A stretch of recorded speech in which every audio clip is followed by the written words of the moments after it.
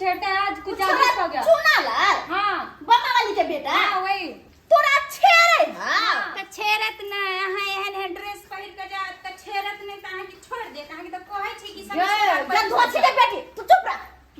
तू अब हम नीक बात कले त कहै छथिन चुप रहै ले तू त चुप रह आई के बम्मा वाली के बेटा के अत्ते दम भ गेलै कि हमरा बेटी के छेड़ा कपड़े के ऊपर कमेंट मारता और सीटी में मारता, रास्ते में मुझे पूरे रास्ते छेड़ता है, नहीं जाएंगे कल से। गन्नी आगे मैं डर से हमरा सामने में आए तक कुकर में सीटी मार के आ तोरा छोरा सीटी मार दे को क्या हाँ बोलता है कि क्या मेरे को फोन नंबर दो, मेरे पापा से ये कर लो, मुझसे ये कर लो, ऐसे बोलता है। देखियो कनी सुनियो कन्या बात